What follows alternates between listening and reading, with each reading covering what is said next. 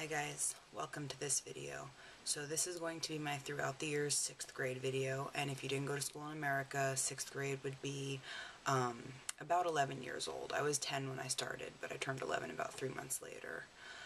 I went to a school where 5th grade was the end of elementary school, and then I went to a new school for 6th and 7th, and I should have done 8th there too, but I ended up moving away. But the way that that school worked was 6th, 7th, and 8th was that chunk. It was called middle school by then. It wasn't junior high anymore. So I went to middle school, and it was my first year switching school. Since I had been very small, I had gone to like a private preschool and kindergarten, and then I had gone to elementary school for 1st through 5th. So this was, I think it was like the 4th school I went to. Because if you guys watched all of my videos, you know that I had the preschool with the alligator hand, the other girl that I was scared of, but that's a whole different story, and I've already told it, so if you're interested in the story, go back and watch my throughout the years birth through kindergarten video, because there is one of those. Okay, so today is about 6th grade, and I've been sitting here for the last hour watching other videos on YouTube that had absolutely nothing to do with the subject, and just kind of thinking and trying to gather my thoughts. It's New Year's Day, 2012. I'm uploading my daily vlog for today as we speak, so I think I was maybe introducing myself in the beginning. I don't know if you guys have watched all my videos or you came to this video first, which is unlikely, but I am a daily vlogger. Today was day 277, I think. So I've been vlogging since March, the end of March of last year now. So almost a year, almost the entire last year of my 20s. I just turned 30 in December a couple weeks ago. This is all stuff I've covered before, so if I'm boring you, I'm sorry, but I just have this feeling like some of you are maybe going to be watching this video and not know who I am. So I'm giving you a little background, and if you like my videos, I would love it if you would subscribe. Even if you don't subscribe, I would love if you would go through and comment on my videos or make video responses about the same subject, because my whole thing is that YouTube is so cool, and the fact that I'm allowed to get my thoughts out there and tell you guys whatever I'm thinking about, and the fact that you guys are watching it and like care means so much to me, and I want to be able to return the favor. So I want you guys to tell me this stuff too. Or even if you have a video response that has nothing to do with the subject, go ahead and leave it anyway, because I promise you, if you make a video response for me, I will watch it. It's like one of my favorite things. So 6th grade, okay, I keep trying to like kind of skirt around the subject because honestly I did not have a very good time in 6th grade. I'm going to start with the best thing first, just so I don't leave it out altogether, because it was important.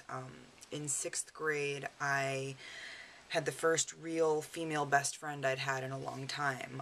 In 4th and 5th grade, especially 5th, I was best friends with John, and he's still one of my best friends to this day, and we're still in touch, and I love him dearly, and he was a really cool boy. I'm sorry, I just noticed my makeup brush is crooked. I have to fix that or I'll go nuts. He and I used to like trade stickers, and we were play leaders together, and comment below if you remember being a play leader, what play leaders were. And we would like do friendship bracelets and stuff, and he wasn't like the other boys, so it was pretty awesome. He was definitely my buddy. But in 6th grade, I met Rachel, and like I said, I hadn't had a girl that was a best friend in a really, really long time. And she was awesome. Her birthday was like a few days after mine, although she was a year older, but we could still celebrate together. You know, when you're born in December, sometimes you get put in school, like with the kids born in the same year as you, and sometimes you get put in school with the kids born the next year. So that's what happened to her. She was put in school with all the kids born in 81. Anyway, you guys get what I'm talking about.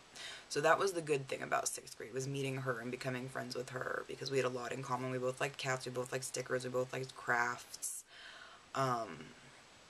We had similar taste in music, and she had had another best friend in elementary school, but she didn't have classes with her in middle school, and she and I had all the same classes, so we ended up bonding, and I really liked her other best friend too. I thought she was a cool girl, but Rachel was the bee's knees as far as 6th grade best friends go, and she was really cool in 7th grade too.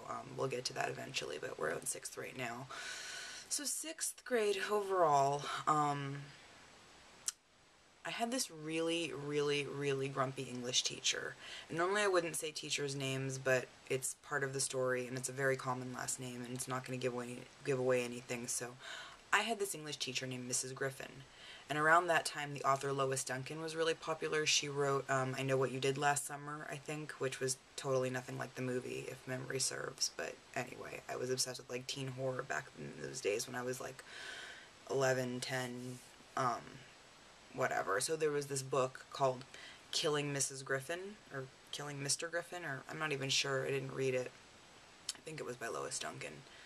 Anyway, I didn't read that one, but on the first day of school, I just remember her terrifying me because she gave us this big, like, accusatory speech about how we're not allowed to do a book report on that book because it's not funny.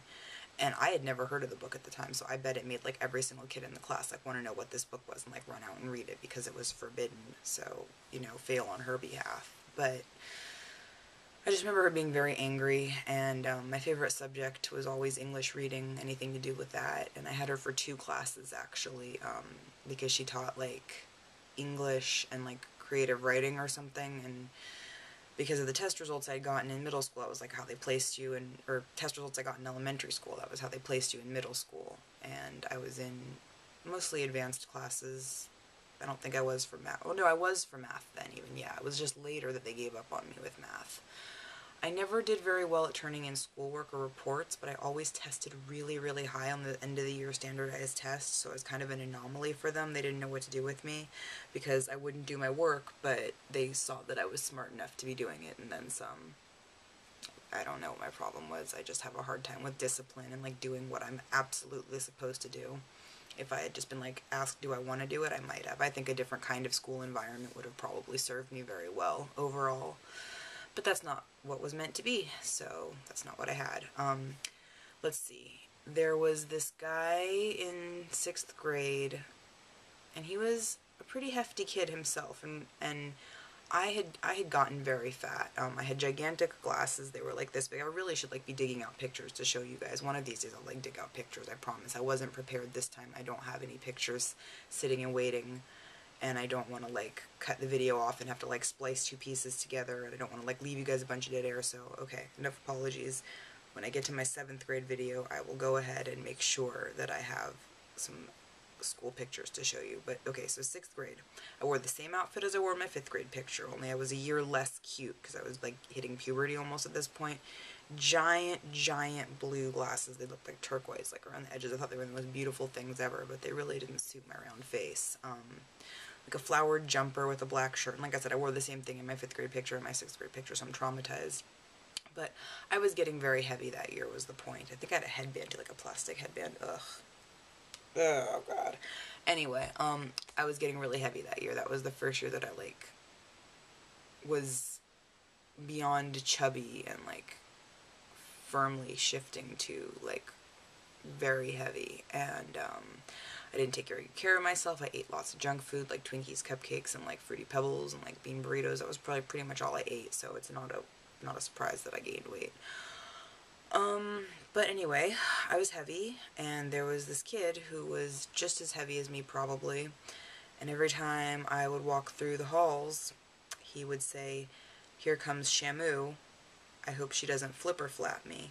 And he would, like, flail his hand at me, and once in a while he'd, like, do this and, like, smack me and hit me as I walked by him, and it was never really hard. It never left a mark, so I never, like, went and told on him. I mean, I guess back in those days they didn't, like, talk about what bullying was and how it could affect you, and there weren't all those, like, anti-bullying programs, which I think are wonderful. I'm not trying to say that, like, I could have so benefited from somebody, like, helping me or taking care of me back then. I had to tough it out myself, and it's made me who I am now, which is great, but not so great, too, because who I am now has a lot of issues with a lot of stuff, and has a hard time with communication and coping skills because of all of these years of school that I went through that I'm telling you guys about. But, you know, it's good to talk about it. Like, I've never really been to therapy except once. The one time I did go, actually, that was in 6th grade, so I can tell that now. That's awesome. This video is going to be really long, but like I said, I don't want to cut it off. I don't want to, like, take a break and have to splice pieces together because it'll take me even longer to upload, so I'm just going to keep going and see what happens. Let's talk about the therapy. Oh, the kid. So yeah, hitting me incessantly in the hallways, in class, throwing stuff at me, calling me names all the time. Shamu.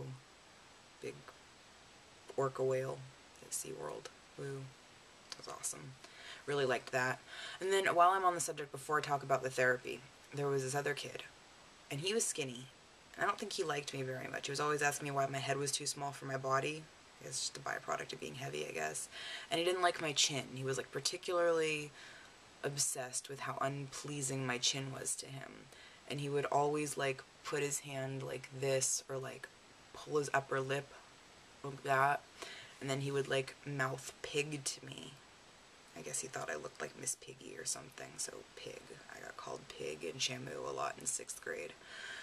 Not so awesome. You know, whatever, people suck, right? Like, we're all beautiful, we're all freaking awesome. We should all just love ourselves and each other a little more, and that is why I am here, and that is why I'm making videos talking about this kind of stuff, because we didn't all have that rah-rah cheerleader, awesome 6th grade experience where we, like, you know, had pep squads and bake sales, and, you know, we weren't all, like, I was not extracurricular whatsoever. I wish I were. I wish I would have been pushed in different ways. My family pretty much left me to my own devices and respected my desire to do what I wanted, which is, you know, like a really cool concept. When you look back on it, you just are like, if I had been pushed to be used to pushing myself, I could have made myself better. But you have to not blame them, because it's you. You can still make yourself better. You can do it now. There's nothing stopping you. I feel like one of those commercials, like, in between, like, Maury, you know, why wait, buddy, wait for blah, blah, blah. But it's true. It's totally true. You're the only one holding yourself back. You are your own worst enemy. Because all that other stuff, it only affects you as much as you let it. And I can tell you now that I haven't thought of any of that stuff in the longest time. I was sitting here now while I was watching my other videos trying to think of, like, what to talk to you guys about and, like, what else to tell you. And stuff is kind of coming back as I'm sitting here, which is really cool. But I realized how negative my 6th grade year was, and I was like, well, on the one hand, I don't really want to talk about such negative stuff, but on the other hand, it's true, and talking about it would make you feel better. So here I am. So the therapy. Okay, so in 6th grade, they started noticing that I wasn't really turning in my homework and stuff. And for some reason, they thought that I had ADD. I might, who knows? I'm not really sure to this day. So we go and meet with someone, I guess a psychologist, because those are the ones that are allowed to prescribe medications, right? And I sit in there, sorry, I feel like there's like a bump in my lip gloss, it's gross. I'm sitting in there in the office with the person. I don't even remember if it was a man or a woman. I think it was a guy, but I have no idea. And I just remember I'm, like, in this office, and I'm, like, in this chair, and I picked up the chair, and I, like, turned it around and, like, put it in the corner, like, facing the wall. And I sat in the chair for the whole hour, silently, not talking, not fidgeting, not drumming my fingers, not moving, just sitting in the chair facing the corner for an hour. And this doctor prescribed me Ritalin, which was, like, the cure-all in the 80s and 90s for kids, and don't even get me started. I respect everyone's opinions, and if Ritalin helped you, that's awesome. But I do not approve of prescribing Ritalin to elementary school and middle school children, because it is just not the best. It's not the right answer. Just tire them out. The medicine's bad. So they put me on Ritalin, and I took it for like 6 months. And I thought that was weird, because I thought it was like to improve your focus, and I seemed pretty focused on like ignoring the therapist and like looking at the wall. But I did start doing a little bit better in school. I did lose a little bit of weight, and I felt like a complete zombie. I didn't feel like me. I didn't feel happy. I didn't feel sad. I didn't feel anything. I just kind of was. And when my mom realized that, like, it was kind of numbing me and making me, like, really, like, bleh, and just out there, she stopped giving it to me, and we didn't renew the prescription, and that was that, which was awesome, because I didn't like it at all. And I guess I didn't even know I didn't like it, because I just took it because I was supposed to. So it sucked, and I'm glad that it was a very short time frame, and that I didn't have to repeat it, and that my mother was smart and caring enough to keep me off of it. Like I said, I don't approve of it, personally, so that's just me. What else about 6th grade? I had a class where we were studying anthropology and earth science and all that kind of stuff, which is like my favorite subject. Like, I love anthropology. And I remember we had to do a report, and I decided to do mine on early man. And I think I was talking about, like, everything from, like, Australopithecus to, like, Neanderthals to, I don't know if I got all the way up to modern man. It might have been, like, a overview of every single step of evolution, but I just remember not knowing how to pronounce some of the names of some of the modern men, or early men, not modern men, the early men. I remember being really embarrassed speaking publicly in front of the whole class, and that's a big part of why I'm doing this, why I'm making these videos, because it's like different than being in front of like live people because there aren't the eyes on me. But oh, hi kitty cat. I feel like I could do it better now because I'm so used to talking to you guys, and my videos don't get that many views. You know, it's anywhere from like 10 to 100 views per video depending on the subject and depending on what I name the video, which I never ever like give a misleading name. If something's in the video, I might put it in there, which in the title, which would make it more enticing, but I would never like give it some bull lame made up title just to draw in people, because that's screwed up. But the point is, oh, I had a point. I so had a point. If I have to cut this off to watch it back and see what my point was, I'm gonna kick myself. Cat distracted me. Oh, the point was public speaking, the report. Thank you. You guys reminded me, didn't you? I could hear you shouting it. It was so embarrassing for me, and I did such a bad job because I don't even think I like actually wrote a report. I think I just kind of like read out of the book or something, because like I said, I didn't like to turn my work in. But I remember the class being inspiring, even though I like sat in the very back corner and like, you know, daydreamed. I was a big daydreamer. I like constantly sat there like dreaming that like the body that I was trapped in, all of the fat and like the frizzy hair and the bad glasses and everything, I used to just dream it would like fall off of me, and like there would be one, like a me that I liked inside. I guess I'm almost there. I mean, you know, we've all got stuff to work on. I just need the confidence, guys. I need to act like the world loves me, and I have a really hard time doing that, but I feel like it'd be so much better for me if I were able to get there. But I used to think about that a lot in middle school, in that class particularly, because my seat was all the way in the back of the class, like all the way on the right-hand side, so I could like lean up against the wall. And I always hated how like the desks had the thing that like came up on the right and like wrapped around this way. That was the one thing about middle school that was a surprise for me, because in elementary school the desks are just desks in front of you, and I'm left-handed, so that never made a difference, you know, desks just in front of you. But in middle school, it's those chairs with the thing that like wraps around you from the right, so your right arm has somewhere to rest on while you're writing. Yeah, if you're left-handed, you kind of have to like do this whole like leaning around, like it's not so comfortable, I'll tell you. Sometimes you like put your binder like on top of your lap and just go to town that way. And, that was my discovery of that kind of desk. They suck. I don't like them. If you're left-handed, comment below. Thumbs up this video for being left-handed, guys, right? So I think this video is pretty long. I haven't checked, because like I said, I'm just straight shot all the way through one taker. I did it. I'm very impressed with myself. I can't think of anything else that really stands out about 6th grade. I'm racking my brains, but that's all that comes to mind. So whether there's anything else or not, that's all I'm going to share.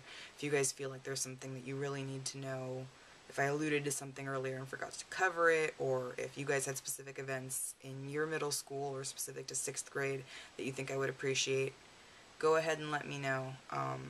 There might have been an eclipse that year. We might have gone out and watched a solar eclipse with those box things, which I always think of the Stephen King novel, either Dolores Claiborne or Gerald's Game. They both have the same eclipse in them, so read those if you haven't, because Stephen King's freaking amazing. But yeah, that's pretty much it. That's my throughout the years 6th grade. I was in 6th grade. Goodness, what year was I in 6th grade? 90... Let's see, I moved to Israel in 94, and that was after I finished 7th, so 92 to 93? 92 to 93. God, that's so long ago. Oh, I'm old, guys. Anyway, thank you so much for watching. I hope you stuck it out through the whole video. I hope you enjoyed this video. Please comment below and let me know what you guys thought. Please make video responses, and if you're curious to see what happened to me the rest of the years leading up to now, check them out. They're all on this channel. Thank you so much for watching, guys. Bye.